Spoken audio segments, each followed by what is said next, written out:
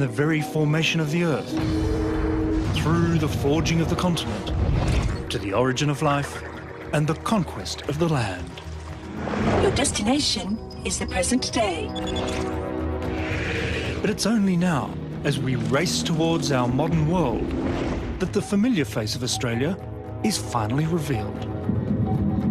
This is the story of how an island continent became isolated from the rest of the world,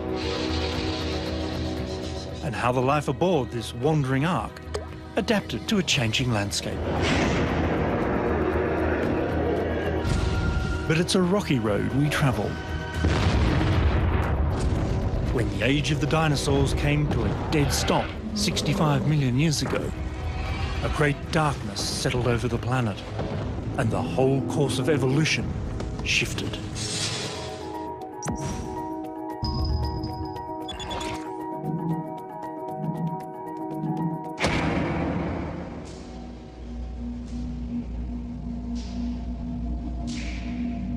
When the skies began to clear in the first grim days of the Paleogene, most of the great Cretaceous forests were gone. But life on Earth is tenacious. Ferns were quick to take advantage of the new world, colonising what was left of the damaged forests of Australia, Antarctica and New Zealand. And following closely behind the ferns, a remarkable Australian tree made a dramatic comeback in the post-apocalyptic world. This is its microscopic seed, found fossilised amongst the fern spores just above the level of the asteroid debris that marks the last days of the dinosaurs. Like a B-grade monster, this is a tree that is hard to kill. It's the Huon pine. Every branch that falls can resprout from the ground. This entire tangled glade is a clone from a single original ancient tree. Now, the Huon pine is more than just one of Australia's great Gondwana survivors. This particular tree is thought to be Australia's oldest living organism. It's been growing on this same spot, the cold, wet, windy slopes of Mount Reid in Tasmania, for over 10,000 years.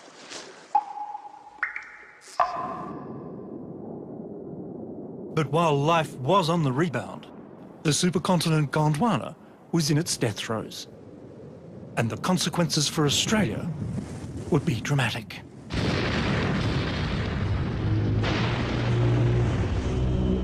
India and New Zealand had already slipped away. Now Antarctica and Australia were being torn apart. First, a great rift valley opened up and widened. Then Australia and Antarctica started to unzip from the west. A trickle became a flood as a new Southern Ocean surged into the gap between the separating lands. Only Tasmania stood firm, holding the two continents together.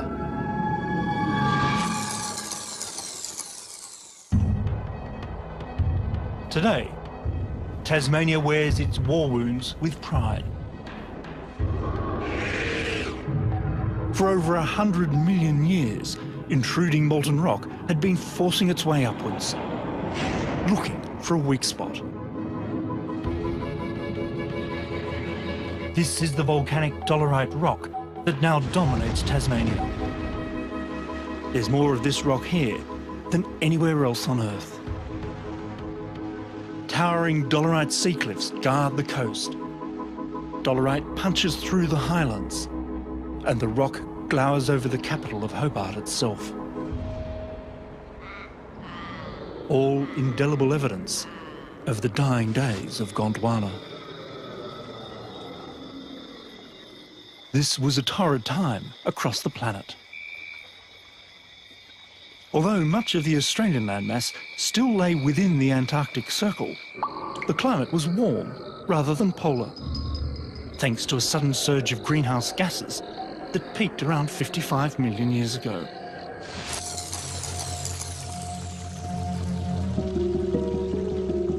In this steamy world, the conifers that had dominated the forests of the dinosaurs were now being replaced by broad-leafed, flowering rainforest trees.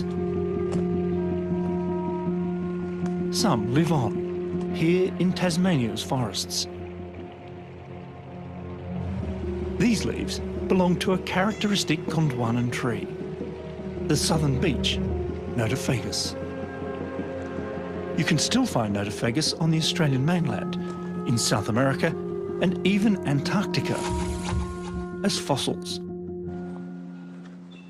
They're a reminder of the days when Tasmania was holding the last of the Gondwanan brotherhood together.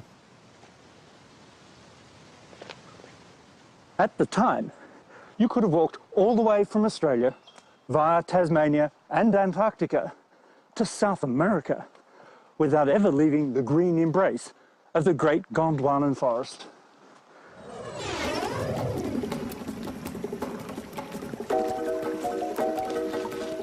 And it was through this green transantarctic highway that marsupial mammals scurried out of the forests of South America and onto Australian soil.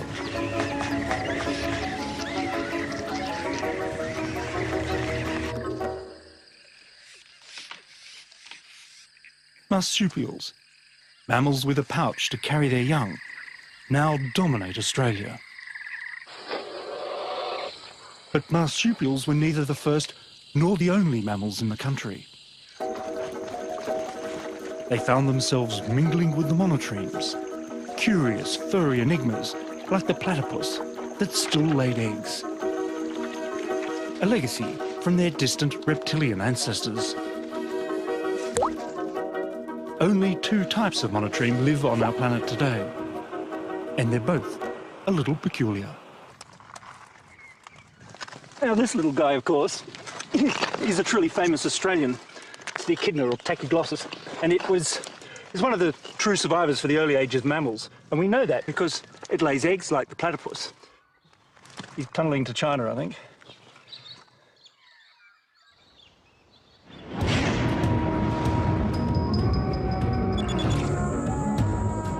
But there's another group of survivors from those Mesozoic times with even closer reptilian affinities than the echidna.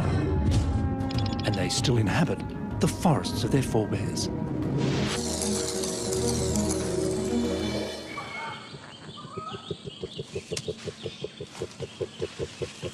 One type of feathered dinosaur did survive the Great Extinction. Today, we call them birds. Come eye to eye with the flightless cassowary, and the close family connection is hard to miss.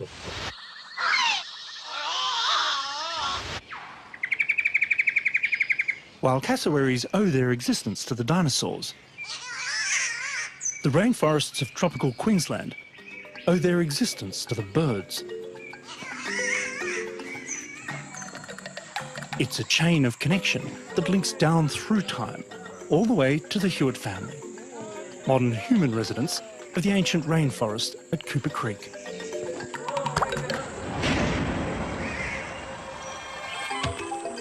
The cassowary has evolved to become a modern distributor of forest fruits and seeds, a job likely first done by herbivorous dinosaurs.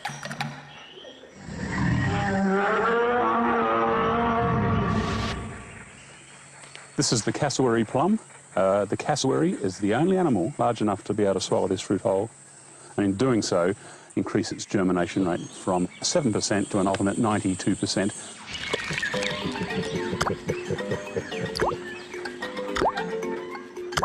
In a complex relationship for mutual advantage, at least 37 species of rainforest tree rely on the cassowary for dispersal. It's a big job, but someone's got to do it. Swanton Peak is the place that gets well over 10 metres... Neil Hewitt makes a living here too, sharing the rich botanical heritage of his 130-million-year-old back garden with visitors like me. Here in the Cooper Valley is the world's richest diversity of primitive flowering plant families found anywhere on the planet. These rainforests are extremely old, far older than the Amazon, and probably the oldest continuously surviving jungle in the world.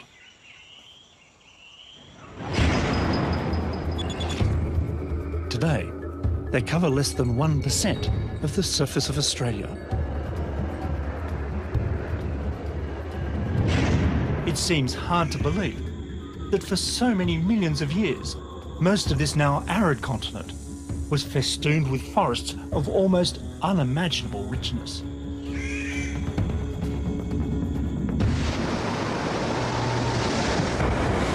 All that changed the moment that Tasmania finally let go of Antarctica.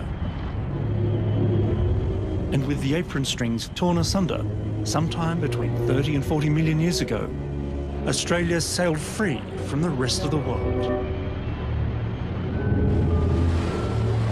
When not only Australia, but the Patagonian tip of South America also let go of Antarctica, cold ocean currents were able to sweep freely around the southern continent for the very first time. And Antarctica's fate was sealed. Encircled by icy currents, Antarctica and all who sailed on her began to freeze solid. Australia, loaded to the gunwales with Gondwanan refugees, set course for the tropics. A raft of life, adrift on a sea of change.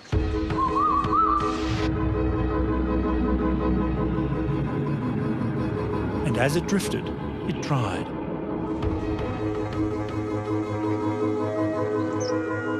It was more than a passage into warmer climates. The freezing of Antarctica had taken much of the planet's available fresh water with it. This was the trigger for one of the planet's great biological experiments.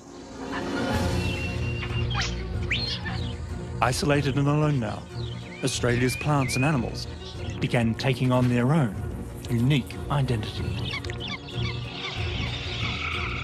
A remarkable rocky record of this defining moment has been found at Riversley in northwest Queensland. When the fossil window reopens in the rugged limestone hills here, it opens with a bang.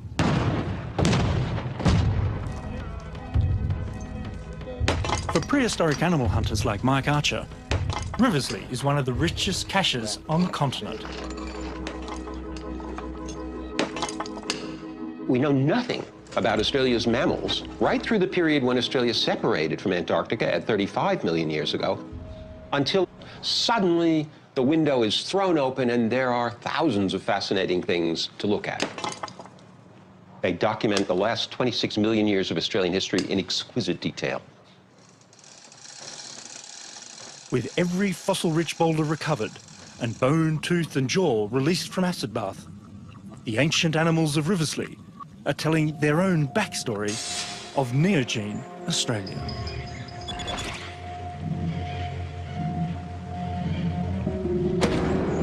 It was in the Neogene that Australia began to show its true colours.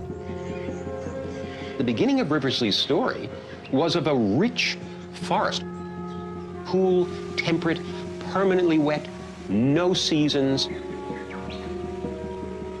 So we started thinking about this as a kind of a green cradle. Here were the first brush-tailed possums. Here were the first ring-tailed possums. Here were the first koalas. All the things people think about today as typically Australian animals had their roots in these ancient rainforests. By the time Riversley's window into time was closing, around 15 million years ago, the rainforests had begun their long retreat. As the continent edged closer to the equator, the blooms of many new types of flowering plants started bursting out across the land. Amongst them, a previously low-profile, low-spreading plant took root. Grass. For the first time, extensive grasslands spread out across the continent, ready for the nibbling. Think Australia, and one grass-grazing animal above all others leaps to mind. Kangaroos are the archetypical successful mammal in Australia. They've taken over every ecological niche, from the tropical rainforests, in the treetops there, through to the harshest deserts in Australia. And they do something that no other large mammal does, which is to hop.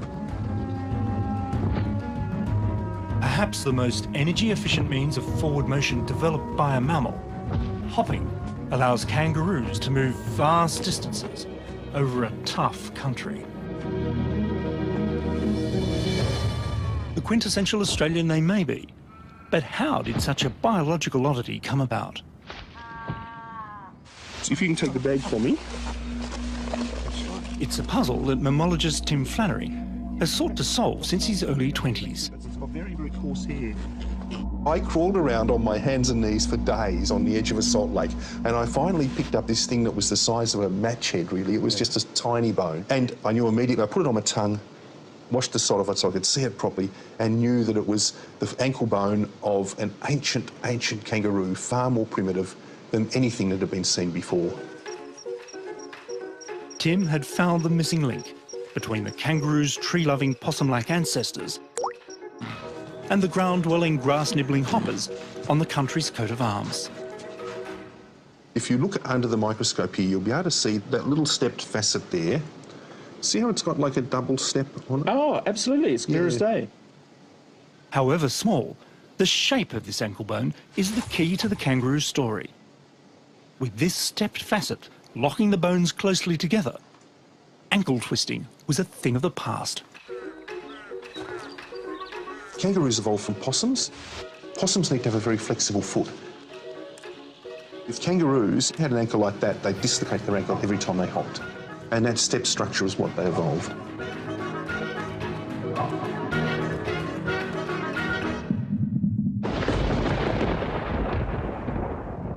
All this early ankle experimentation took place in the rainforests of Australia's Green Cradle. And it's back in the damp jungles of North Queensland that you find the closest surviving relative of the first kangaroo. And here she is, the musky rat kangaroo.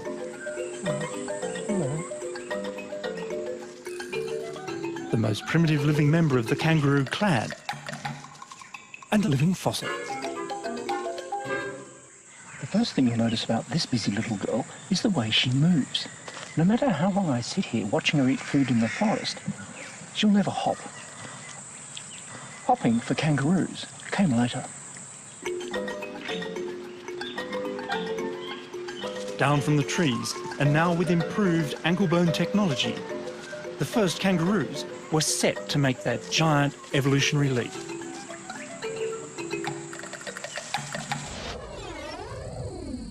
And in many ways, the story of their evolution charts the course of the drying out of the continent itself.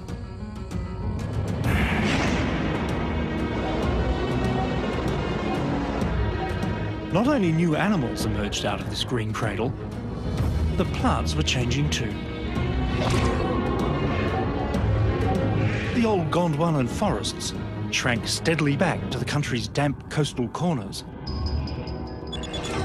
And in their place rose another true Australian original, the gum tree.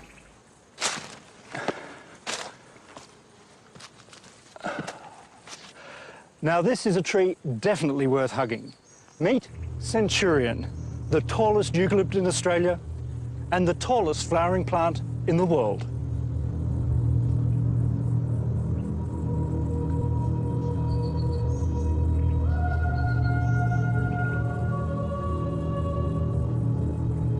This towering Tasmanian mountain ash, a species of eucalyptus, has recently been laser measured at 327 feet high. Only the giant Californian redwood, a conifer, grows taller. The eucalypts have come to dominate the country. Gum trees have proven themselves in the toughest environments Australia can throw at them. They laugh off droughts and stand tall in the floods that follow. They soldier on deep in snowfall and respond to the perishing heat of a bushfire with a burst of new green growth. These are the trees that love a sunburnt country.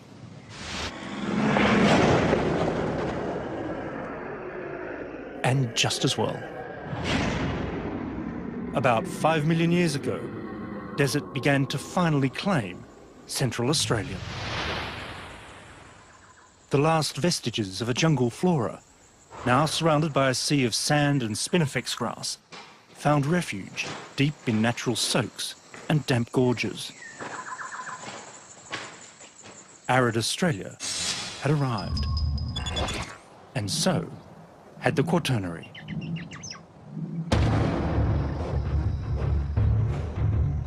The slow drying of the continent had pushed kangaroos out of the trees and onto two legs. But as Australia drifted north, it blocked the flow of moisture to the west as well, pushing an upright ape to stand tall on the plains of Africa.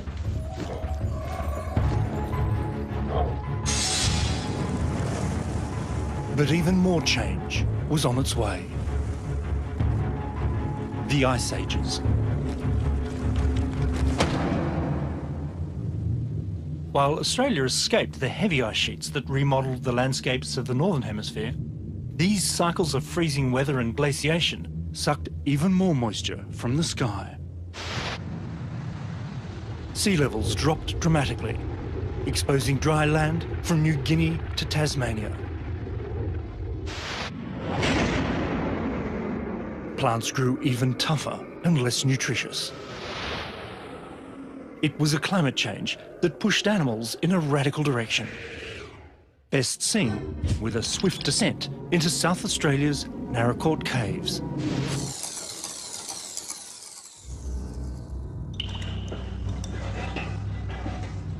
Paleontologist Gavin Prideaux has offered to guide me to the big game of Ice Age Australia.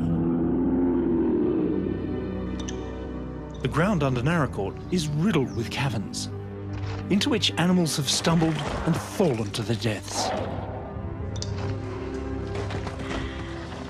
As holes to the world above opened and closed over time, snapshots of a changing land were preserved in the subterranean darkness.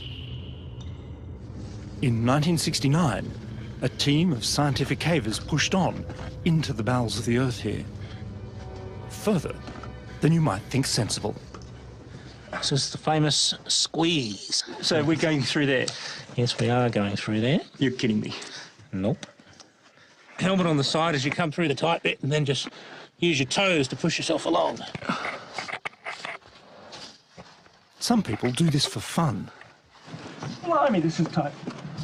And it probably is, if you like being the human meat in a mountain sandwich. You through, Richard? Ah, right, okay. Okay.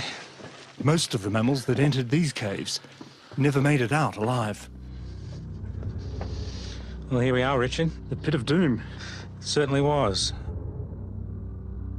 When the first cavers emerged into the Victoria fossil chamber, they came face to face with a megafauna graveyard.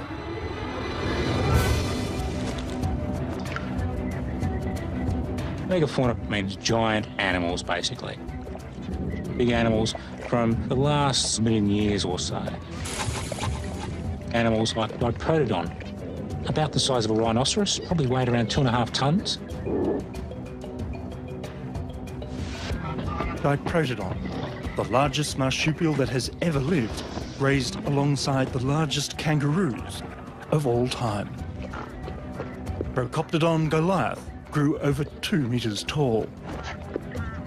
It all relates to the fact that larger animals have a much lower metabolic rate, and that means they can survive on much rougher, less nutritious vegetation.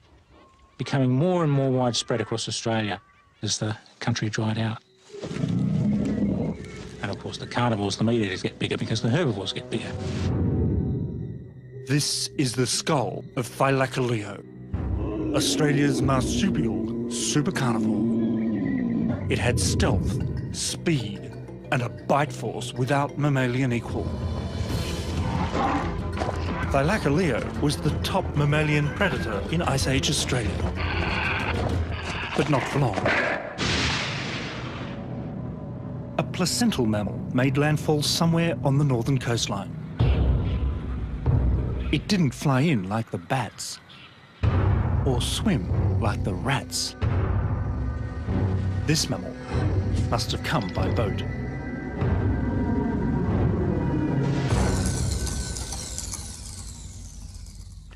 The first human footsteps on Australian soil were made somewhere between here in the Kimberley and Arnhem Land in the Northern Territory.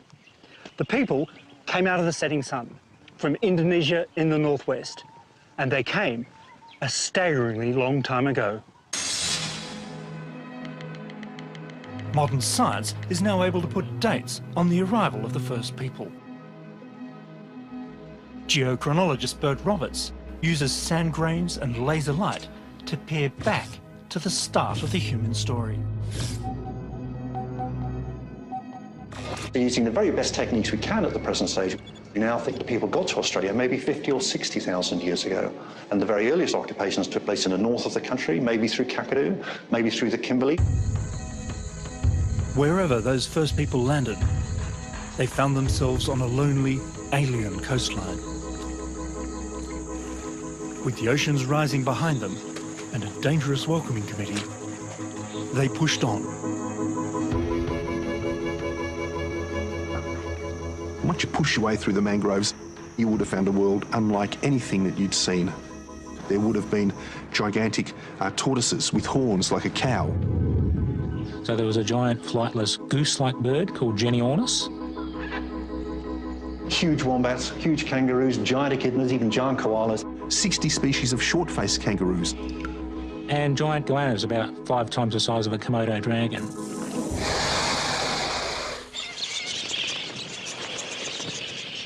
It was a land of plenty. From the beachheads of the tropical north, it seems the first people spread rapidly south. Following the coast and tracking inland along the watercourses, they penetrated deep into the heart of the continent.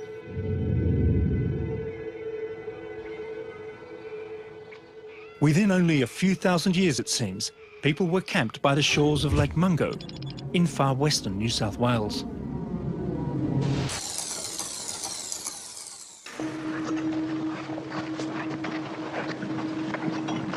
In 1969, fragments of a cremated skeleton were found weathering out of the bone-dry lakeshore.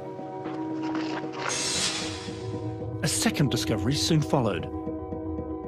With dates firming at around 40,000 years, these are the oldest human remains yet found on the continent, and some of the oldest ritual burials in the world.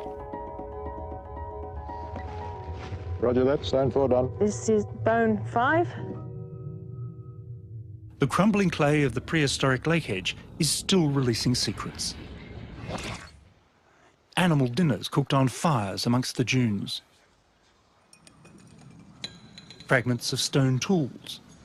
Relics that speak to archaeologist Nicholas Stern of distant times. Changed climates and a forgotten landscape. My interest is primarily in the rubbish left behind from people's everyday life. It's a record that spans the entire history of human settlement on the continent, about which we know very little. Clues left behind in the lakeside cooking fires paint a picture of lakes brimming with water and fish, fringed with trees and wildlife. A different Mungo from today.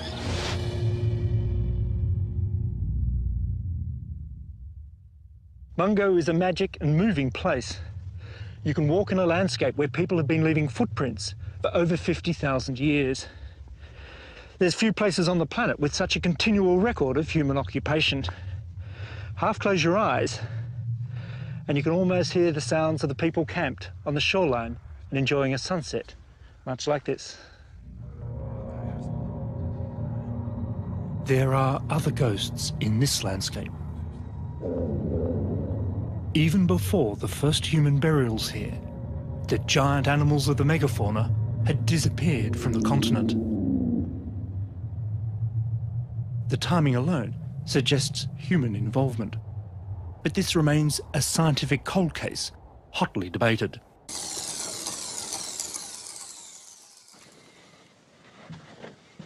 Some suspect that the shifting Ice Age climate did them in, but the records stored in the bone beds of Naracoorte suggest otherwise. The populations of different species of mammal waxed and waned, if you like, in response to those glacial-interglacial cycles. But nothing became extinct until about the time humans arrived. Whatever it was that killed these giant animals, a final desiccating wave of global glaciation was soon making life tough for the humans that survived them. At its peak, around 20,000 years ago, the bountiful land faltered. Forced back to the security of the lakes, Mungo people marked their passage on the edge of a drying clay pan. But these first Australians left behind more than footprints.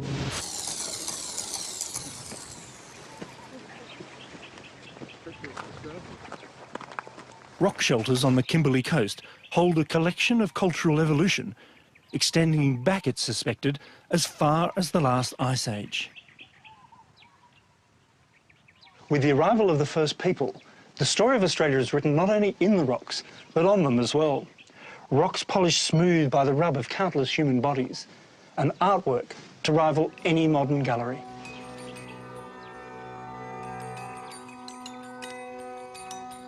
It's the art gallery that never closed, still cared for by the artist's living descendants, like Warrnambool man Greg Gunak.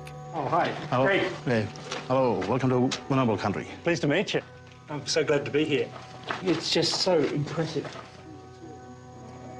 This is a collection of artwork that archaeologist June Ross and her team are keen to fully document and date. It is the story of Australia. It's a story of the people who were here first, but people have lived here very successfully for thousands and thousands of years, and we're very interested in knowing how they managed to do that. Recorded here are clues to how people adapted to the evolving climate. At least 3 conspicuously different styles are on display in the caverns. The oldest are slender, elongated figures. They appear to be floating, almost standing on their toes like ballet dancers. But the thing that fascinates me is all the different hairstyles and headdresses. This flamboyant style is then replaced by more businesslike figures. So we think something's happening to the culture at this particular time. See a lot more weapons, the barbed spears, the hook sticks. Whether or not dating will show this cultural shift was a response to a changing world, an evolving tropical climate certainly influenced the art of the last few thousand years. Mulingi! Mulingi! Come with respect! Wandjina figures, like these images of the creator spirit Gorlingi, are strong cultural links to the modern monsoon, each wet bringing new life to the land. When I arrived at this site for the first time, it took my breath away. And I think it has the potential to answer lots of highly significant questions, not just for Australians, but for the entire world.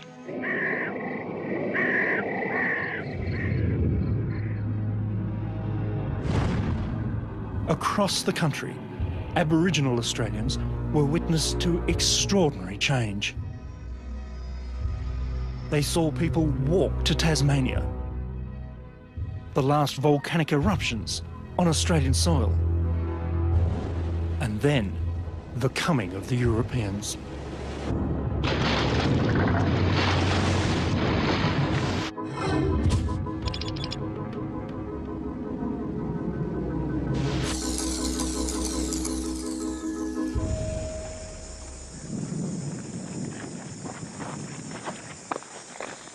When navigator James Cook climbed to the summit of Lizard Island in 1770, after running aground on Endeavour Reef, he was horrified to find that his ship and crew were trapped inside a coral labyrinth, the extent of which exceeded his worst nightmares. A maze of over 3,000 reefs and islands, extending over 1,200 miles along the coast.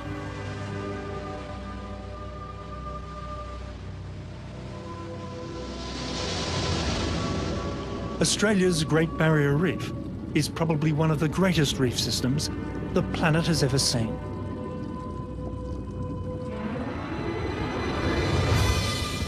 But Cook climbed up here for salvation, not scenery. He was looking for a way out. Surprisingly, if Cook had come only about 10,000 years earlier, he wouldn't have seen the reef at all. His view from the coast to the horizon would have been of dry land, because the Barrier Reef hadn't arrived yet. At the height of the last ice age, sea levels plunged over 300 feet. And the older reefs were left high and dry. Aborigines would have walked where sharks now swim, hunting kangaroos on hillsides that fish now graze. As the Ice Age waned and the world thawed, the seas rose yet again. Coral larvae drifted in to reclaim the seafloor.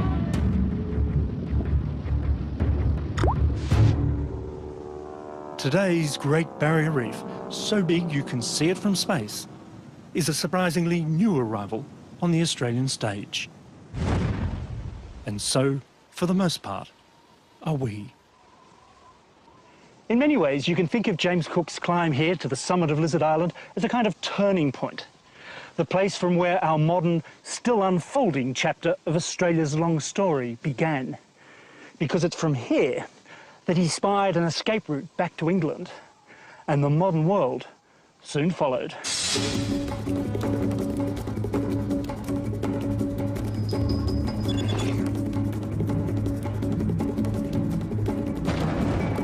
It was like a collision of continents, a sudden end to a long isolation. In the blink of a geological eye, humans have altered the continent forever. We've cleared and cultivated the land, losing prehistoric forests and ancient soils in the process. The rest of the world has been brought in with us in the form of animals and plants, pests and diseases. And much of what did live here has gone. Well, in here, Richard, really is the cabinet of catastrophe. Look at them all. This cabinet's full of mammal species that no longer exist. You know, what we've got here is a desert rat kangaroo, last seen in 1931, Central Australia. Beautiful, beautiful. Oh, look at the beautiful black subterminal bands. And these are short-faced potoroos. Last time these were seen, 1875. This is a pig-footed bandicoot, last seen about 1906 in Central Australia. And this is the final filmed record of the now extinct thylacine, the largest marsupial predator to make it into modern times. Now, the reason this was persecuted, this animal, was because it supposedly killed sheep. We now know that 80% or so of the sheep that did die were stolen by convicts. They weren't killed by this animal. What the film doesn't show is the moment when, in righteous indignation, the thylacine opened its remarkable marsupial jaws and bit the photographer firmly on his placental rear end.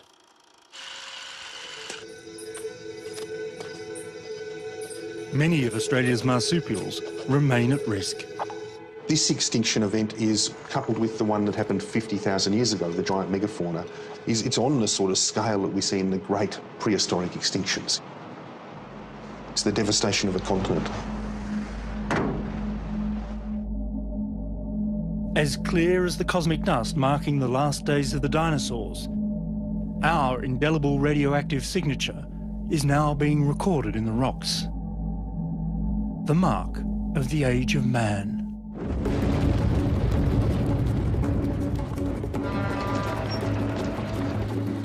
Around the world, we've become a powerful force of nature, the equal at least of any life form that has come before. You shouldn't underestimate the power of life to shape the planet. After all, it was industrious prehistoric bacteria in the shape of stromatolites that created Australia's vast iron ore deposits. And it's us, life in the form of humans, that can shift whole mountains of the stuff to the other side of the world.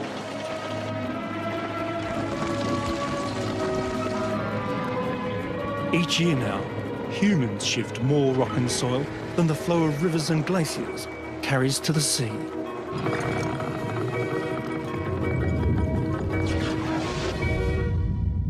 And civilization is on track to burn as much energy each year as is released as heat from within the Earth. In doing all this, we alter the chemistry of our thin, precious atmosphere and finite oceans. And the geological extinction record shows we do so at our peril. We may now hold dominion over the Earth, but the planet always wins in the end.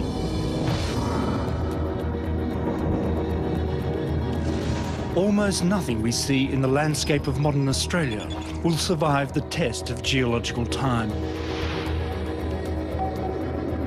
Eventually, all this will go. The people, the buildings, probably the bedrock itself. Today's legacies will linger in stories passed down in the rocks that are endlessly recycled, and in the genes of living organisms that keep flowing down the road of time. This ribbon of life runs unbroken through the history of the Australian continent. The first life forms skirted the shoreline here. Then they climbed ashore. And now, 4.5 billion years down the road, we have climbed aboard as well. We may not know what lies ahead for us, but thanks to some very accurate GPS measurements, we do know where the continent's going.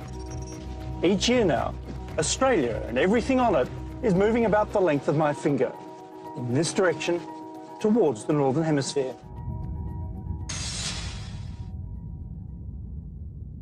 Sometime in the future, Australia should cross the equator, as it last did 500 million years ago. It will once again be part of another great supercontinent. A new world, somewhere in the North Pacific.